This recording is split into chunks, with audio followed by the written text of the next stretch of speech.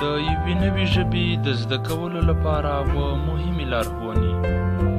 نن سبا زیات خلک غواړي د خپلې مورنۍ ژبې ترڅنګ نورې مهمې ژبې لکه انګلیسي، ترکي او یا هم عربي زده کړي. په دې ویډیو کې و داسې لارې چارې په ګوته شوي دي چې په عملي کولو سره به یې هره نوې ژبه په اسانۍ سره زده کړئ.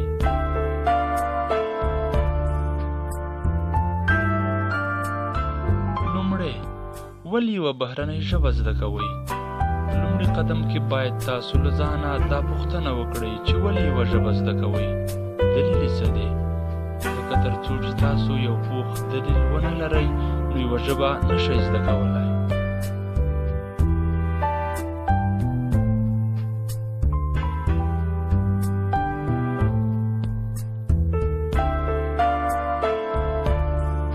دوهم، د ژبې اساسي او مهم لغاتونه لومړی زده کړئ.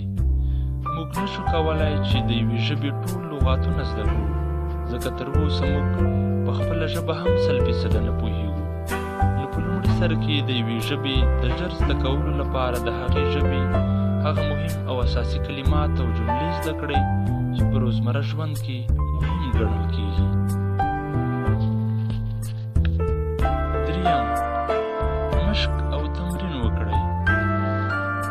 موږ باید داسې ونه کړو چې نن څو ساعته د نوې ژبې زده کولو لپاره ورکړو، خو 3 ورځې نور بیا د کتاب او کتابچې مخ هم ونه ګورو.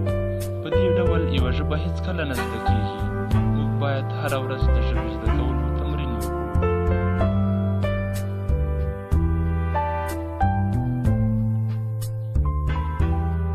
څلورم، د بهرنۍ ژبې غږیزې او تصویري رسنۍ تعقیب کړئ. د یوې نوې ژبې د زده کولو لپاره لوستل یا ریډینګ بسنه نه کوي، نو له دې سره باید د هغې ژبې مربوط غږیزې او تصویري رسنۍ تعقیب کړئ تر څو د کلماتو او جملو په صحیح تلفظ پوه شئ.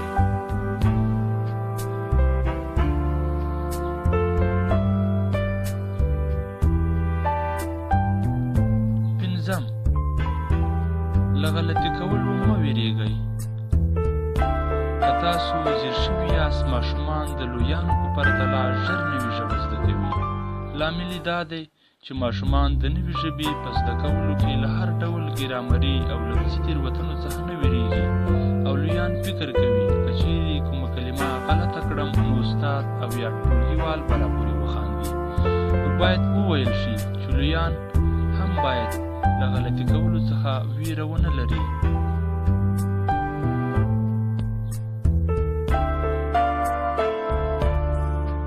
شپږم، د ژبې د اصلي ویونکو سره خبرې وکړئ. هڅه وکړئ کومه ژبه چې تاسو یې زده کول غواړئ د هماغې ژبې د اصلي ویونکو سره خبرې وکړئ.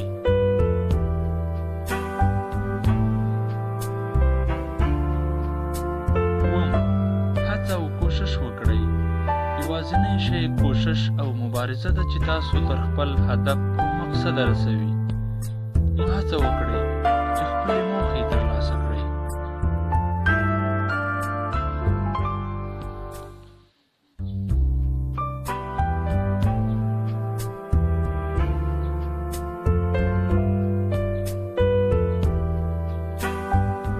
ګرانو کتونکو، که تاسو زموږ چینل مسلم پښتو ټي وي نوي سبسکرایب کړئ نو حتما یې سبسکرایب کړئ او څنګ کې د ګنټې نښان هم ووهئ تر څو زموږ هره ویډیو تر تاسو زر ورسیږي.